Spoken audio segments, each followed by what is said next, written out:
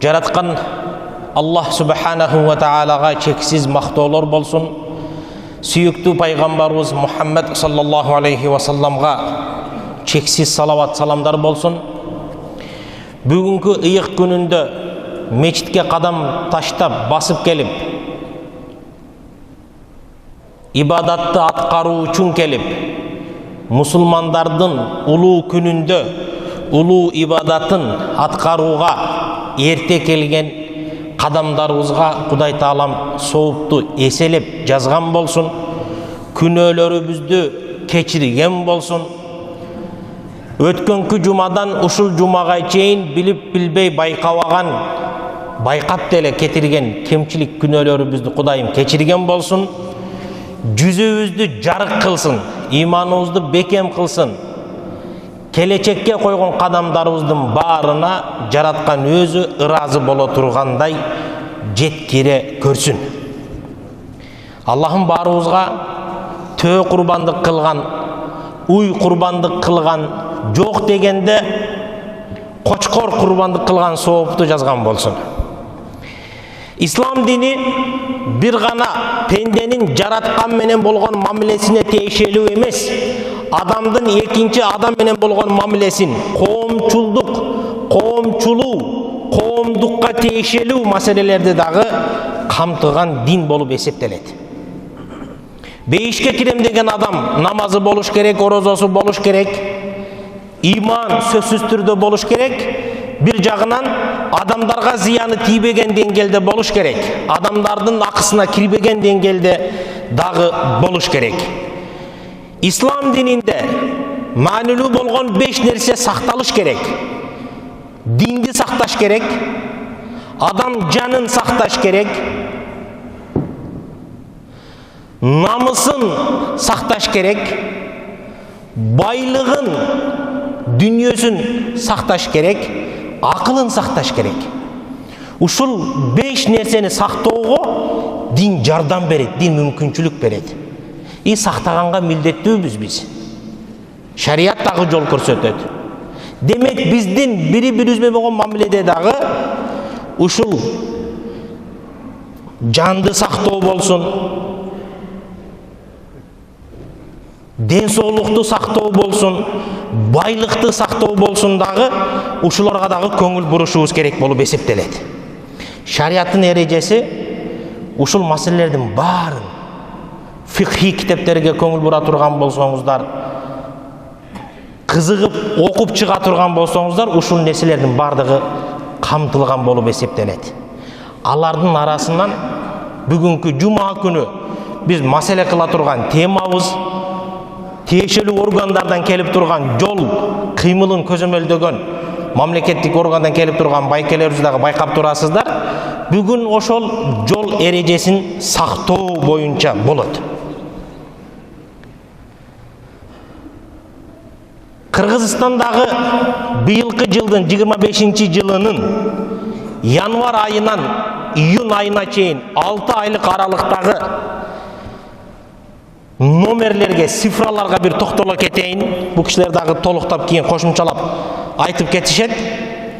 Кыргызстан боюнча 25-жылы январ айынан июнь айына чейин аралыгында 3729 кырсык катталыптыр.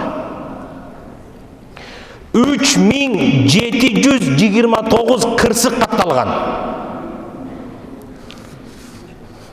Бул көрсөткүч салыштырмалуу түрдө 24-жылдагы көрсөткүчкө караганда 22%, так айтканда 21,9% көп.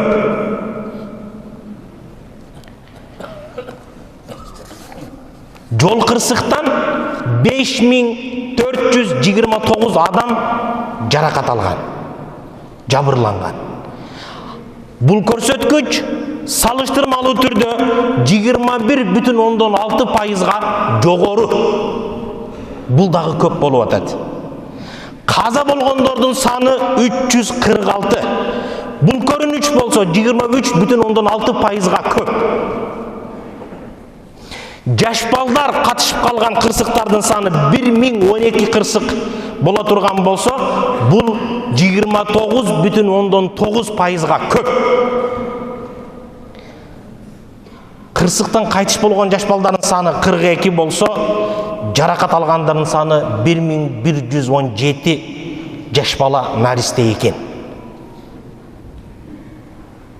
Мас болуп айдагандардын кесепетинен кырсык болгондордун, кырсыкка учурагандардын саны 185 кырсык боло турган болсо, бул көрүнүш 22,5%га жогору экен. Мизамдардын оорлоштуруп, айып пулдар көбүрөөк чыкканыга бир 2-3 жылдан ашык болду. 23-жылы экен башталган. Бирок 24-кө караганда 25-теги кырсыктын өзү болсун, андан жабыркагандардын саны болсун, тек гана өсүүдө болуп жатат. Бул неден? Бул эмнеден болуп эсептелет? 146 адам кайтыш болгон болсо, жаш балдардын ичинен 42 бала кайтыш болгон болсо, булардын көпчүлүгү өзүнүн күнөөсү менен эмес, өзгөнүн күнөөсү менен кетип атпайбы? 3-4 баласы бар адам, 3-4 баласын багып аткан, адал эмгек менен тиричилик кылып аткан адам жолго чыгып, жол эрежесин сактап бара жатып, башка бир адамдын кесепетинен жаны кыйылып кеткенин не кереги бар? Арабызда кебир пенделердин, бир туугандарыбыздын түшүнүгүдө мизам жолун, мизам эрежелерин, айрыкча мана ушул темага тиешелүү, жол эрежелерге тиешелүү, башы ийбей койсо күнөө жазылбайт деген дагы түшүнүк бар. Бирок пайгамбарыбыз саллаллаху алейхи ва саллям эскертип кеткен да, силер жолдо жүрө турган болсоңор, жолдун акысын бергиле деген. Кана жолдун акысы? Ислам дининде өзүңдүн жаныңды сакташың керек, өзгөнүн жанындагы сактаганга милдеттүүсүң да. Кана сактаганы бул жерде? Айрыкча мына акыркы күндөрдө Кудай таалам берип, кар жаап, кардан улам, дөңгөлөктөрдү ушул күнгө чейин өзгөртпөгөн кээ бир туугандарыбыздын айынан, кесепетинен улам адамдардын жаны кыйылып кеткен учурлар болуп атат. Буга ким күнөөлүү? Мен күнөөлүү эмесмин, сиз күнөөлүү эмессиз. Ким күнөөлүү анда? Жакындарыбыз болуп калыш ыктымалы бар го. Бизге тиешелүү адамдардын ыктымалы, тиешелүү бар адамдардын катышысы бар экенин жокко чыгара албайбыз го. Бир мас адамдын, Кудай сактасын, бир права алганга мүмкүнчүлүгү жок, атасын машинасын минип алып, чыгып алып, бирөөлөрдүн жанын кыйган, бирөөлөрдү түбөлүктүү, майыптуу кылган болгон адамдын эмне күнөөсү бар мында? Бул жашоодо кээ бир учурларда тааныш билиш кылып, ары бери кылып кутулуп кетет экенбиз. Жараткандын астына барбайбызбы? Жараткандын астында дагы маселени чече алабызбы? Тааныш билиш кылабызбы? Пайгамбарыбыз саллаллаху алейхи ва саллам аътут тарика хаккаху деген. Силер жолдо жүргүнчүлөргө, жолдо жүрө тургандарга тоскоол боло турган болсоңор, ошолорго аралаша турган болсоңор, ошол жерде иш кыла турган болсоңор, жолдун акысын бергиле деген. Hazreti Umar Medina'da turup Basra'da deydi, aralığı 2000 kilometr. Basra'da yolda bara jatıp bir adam emес, bir januar жолдун начарлыгынан тайып кете турган болсо, бир нерсе боло турган болсо, жолду эмне үчүн түздөбөдүң деп Hazreti Umar мен сураламын деп атат кыяматта.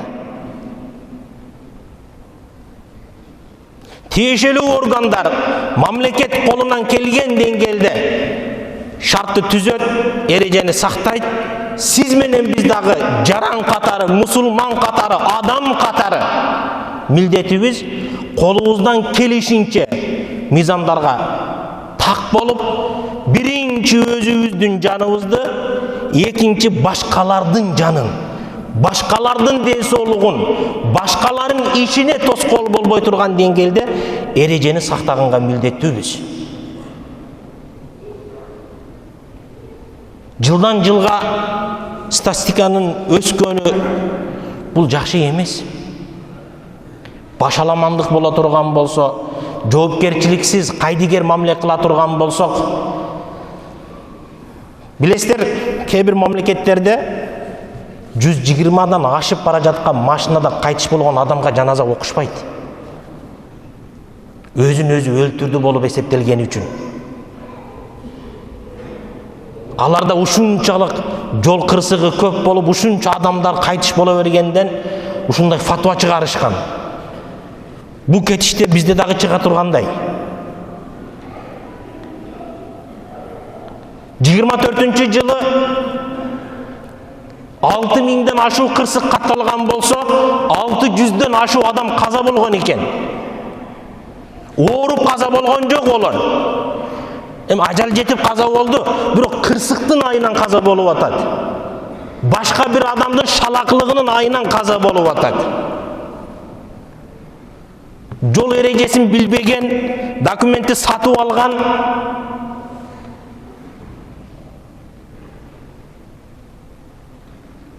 өлгөн адам кайтып келбейт, кайтып келтирсин деп дагы айтпайбыз, бирок калган адамдын артынан калган жаш балдары, наристелери, жооптуу адамдары, үй бүлөнү баккан адамдар канча жол азабына чыдап болсо дагы тиричилик кылып аткан, колунан ошонун башка кызмат келбей турган, иш келбей турган адамдар канча аргасыздан жолго чыгып тиричилик кылат.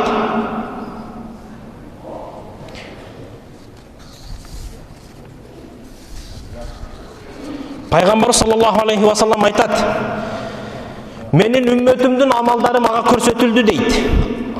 Көрсөтүлгөндө жакшысы дагы, жаманы дагы көрсөтүлдү. Фаважатту фи махасини а'малиха. Жакшылардын арасынан байкасам дейт. Ал-аза юмату ани-тарик. Жолдогу адамдарга тоскоол боло турган нерсени алып койгон жакшылыктар турат дейт. Жүргүнчү адамдардыга тоскоол боло турган жолдогу бир нерсени алып коюусу турат дейт.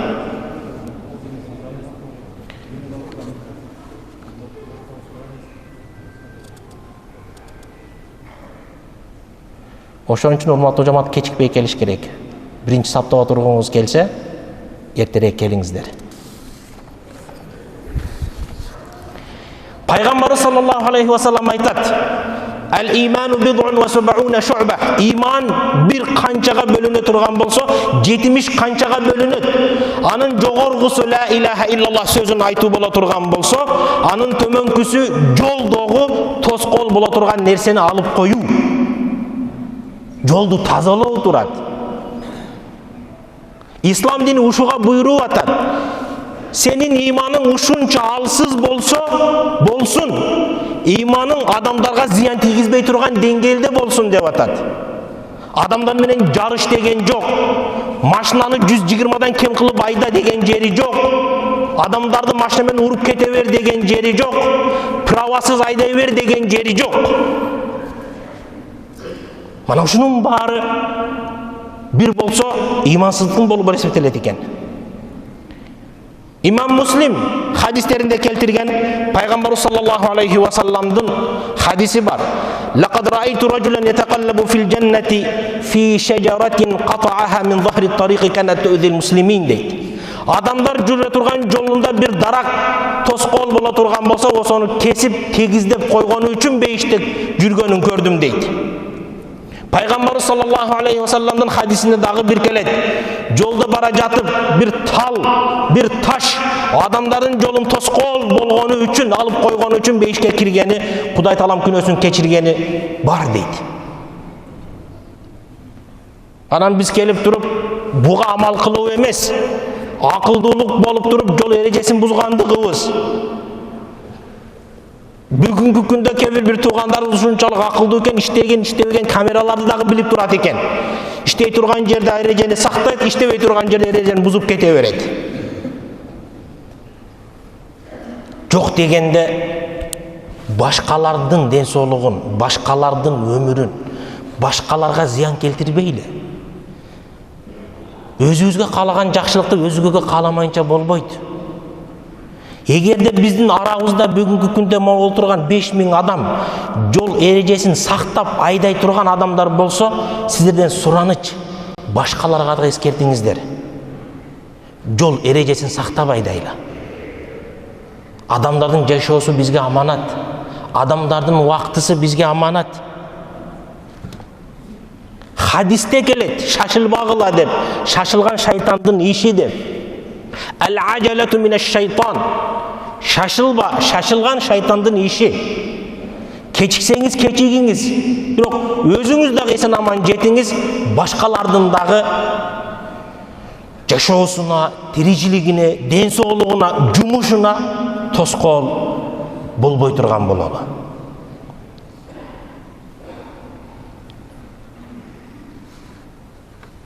Дегенмен мусулман болгонубуздан кийин мусулман катары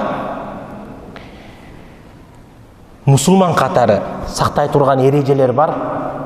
Ошолорго болушунча биз амал кылалы. Алардын эң алгачкысында пайгамбарыбыз саллаллаху алейхи ва саллам жараткан Кудай Таалам аркылуу, Кудай Тааламдын буйругун бизге жеткиргенде эң биринчиси жүрөгүбүзгө бир аз таквачылык алып келели. ومن يتق الله يجعل له مخرجا ومن يتق الله يجعل له من امره يسرا. Кимде ким таквалыкка бекен боло турган болсо, Аллах мага багыш кандайдыр гана болбосун маселелерден жол тауып берет дейт. Жумушун жеңил кылат дейт. Экинчиси пайгамбарыбыз айткандай, кимде ким үйдөн чыгып бара жатса, сол аягы менен чыгып туруп, Бисмиллахи таваккалту алаллах. Алланын аты менен баштаймын, Аллага төвөккел кылдым деп дуасын айтып чыга турган бололу. Үчүнчүсү, пайгамбарыбыз саллаллаху алейхи ва саллам айткандай, сапарга чыккандын дуасы бар. Улоо мингенде улоо мингендин дуасы бар. Бисмиллах, альхамдулиллах, субханаллази саххара лана хаза ва ма кунна лаху муқринин. Ушул дуаны айтып туруп чыга турган бололу.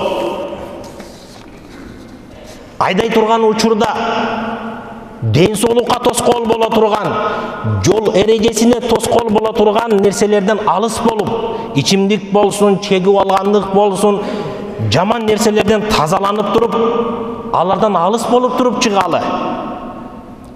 Бешинчиси,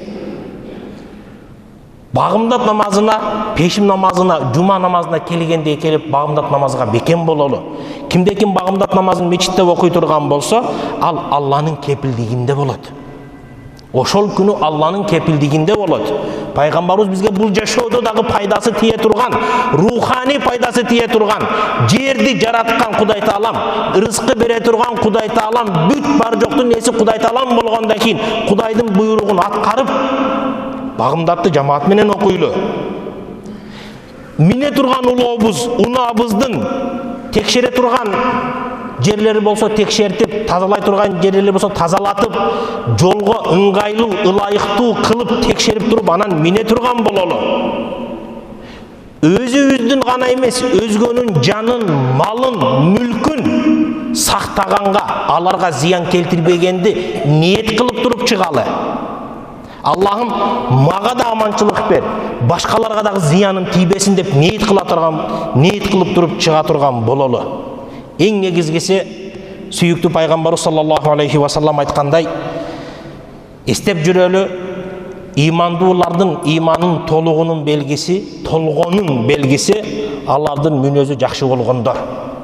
Акмалул муъминина иманан ахсанухум хулукан дейт. Өзгөгө да жакшылыкты каалап, өзү дагы жакшы болгон, өзү да кичпейил болгон, башкаларга сылык мамиле кылган момун толук имандуу болуп эсептелет экенин эстеп жүрөлү. Урматтуу мусулман бир тууган, албетте биздин молдо катары сиздерге айта турган сөздөрүбүзгө өзүбүз амал кылганга милдеттүүбүз. Колубуздан келишинче амал кылабыз. Дегенмен биз жеткирүүчү, сиздер угуучусуздар дагы, жеткирүүчүсүздар дагы.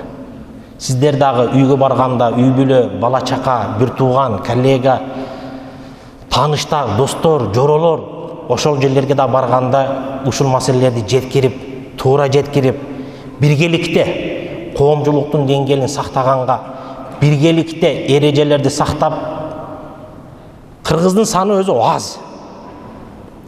Элибиздин санын, мамлекетибиздин жарандарын санын көбөйтөлү. Тынчтык болсун. Бул дагы менин тилегим менен, менин каалоом менен гана келбейт, сиздердин жардамыңыздар менен келет, урматтуу жамаат. Дагы да терең сүйлөйсүздарбы? Терең ушул маселе боюнча бир токтоло кетүү үчүн тиешелүү органдан байкебиз келген, ага сөз берели. Ушул акыркы айда жылдын аягына чейин биз адам өмүрү баарынан кымбат деп ишмерчем түшүрүп, ошо ишмерчем негизинде бардык тараптар менен иштеп атабыз. Элге кандай жеткизсек, жол кырсыгынын алдында кандай иштер жүргүзсөк деп, базарларда, вокзалларда, жана интернет булактарында, жана ушу мечитке келип, ушу дин аркылуу да жеткизели деп, ыймандардан сурап, ажекелерден суранып, ушу чогуу жеткизели деп келип атабыз. Бул жерден азыр ушу араңарда канча адам отурасыздар, ушу кээ бир жол кырсыгын сактап калыш бирден бир себепкер сиздер болуп калышсыздар мүмкүн да. Эми жол кырсыгы көп эмнеден катталат? Жанагы ылдамдыктан, же болбосо көбүнчө эле билесиздер, телефон менен сүйлөшүүдөн да, телефон менен сүйлөшүп кетип бардат. Азыр мурдагыдай кулакка такып сүйлөшпөй, ушу видео менен сүйлөшүп атпайбы? Какой-то секунд SMS жооп берем деп, какой-то секунд ичинде жол кырсыгы катталып, өз аман болсо дагы бирөөнүн өмүрүнө уже кол салгандай болуп атпайбы? Ичип алып айдагандар боюнча бул ичип алып айдаган мас айдоочу бул кылмышкер деп эсептелет.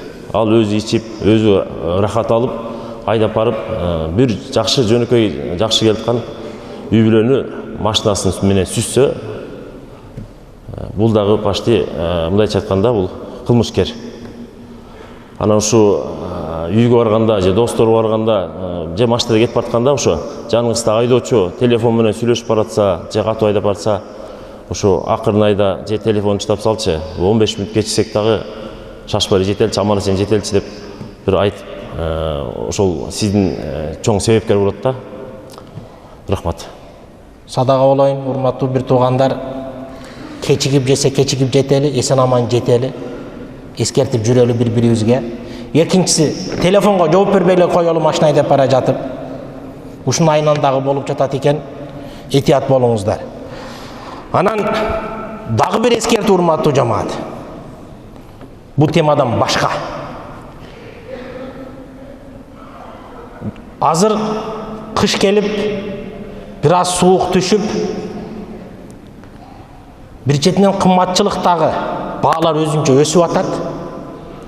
Бир четинен жылуулук маселеси дагы көпчүлүк адамдарды муктаж кылып, кыйын абал жараткан учур. Суук түшкөндө бизде жылуулук проблемасы пайда болот. Ушул маселелерде тиешелүү органдар болсун, арабызда бар. Ошол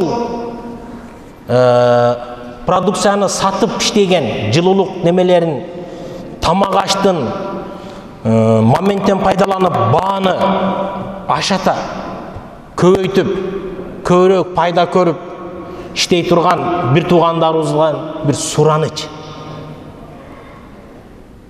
Садака болоюңдар, урматтуу кесипкөйлөр, урматтуу бизнесмен, ишкерлер, сураныч сиздерден. Бааларды аша чаппаңыздар. Элде аяңыздар. Бул Кыргызстанда гана эмес кымбатчылык, жер жүзүндө болуп жатат. Дүйнө жүзүндө болуп жатат. Бир гана Кыргызстанда кымбатчылык болгон жери жок. Кээ бир учурларда кээ бир адамдардын дагы тиешеси жок, аргасыздан көтөрөт бааны. Бирок ким кайсыл жерде болбосун, мамлекеттик органдагы болсун, жеке ишкер болсун, болушунча карапайым элдин мойнуна көп нерсени жүктөбөйлү, болушунча арзан кылалы, колубуздан келишинче жеңилдик түздүрөлү. Бул жашоодо колубуздан келе турган нерседе башканы аяй турган болсо, кыяматта Кудай Таалам бизди аяйт. Кудай Таалам бизди аяйт кыяматта. Бар нерсе кыямат болот, бар нерсе өлөбүз, бар нерсе тигил жака барабыз. Талашсыз ал. Бирок бул жашоодо ошого даярдык көрө турган жашоодо мейли намазыбыз өз жолунда боло берсин, ибадат, сакал өз жолунда боло берсин. Бирок колубуздан келе турган жерде тиешелүү органда отурабы, текшерүүчү болобу, мамлекеттик буюмду сатуучу болобу, сатып алып элге сатуучу ортомчу болобу, налогду эсептей турганы болобу, ким болбосун. Карапайым элге жеткенге чейинки ортодогу адамдардын бардыгы баарынан сураныч. Бааны азайтып элди аяңыздар. Карапайым элди аяңыздар. Колуңуздан келишинче жеңилдикти кылыңыздар. Жолун ыңгайлуу кылып бериңиздер. Мүмкүнчүлүк барбы? Ушул моменттен пайдаланып, муктаждыгын пайдаланып туруп байы турган болбоңуздар. Ан үчүн эселеп дагы жооп беребиз кыяматта.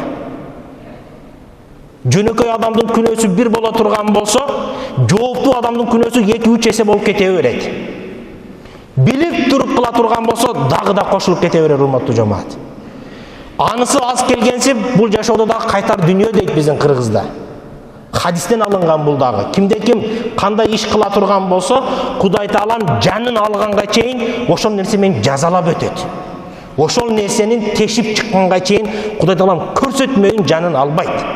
Бул жашоодо дагы кыйратпайт, тигил жашоого барганда дагы бактылуу жашоо болбойт.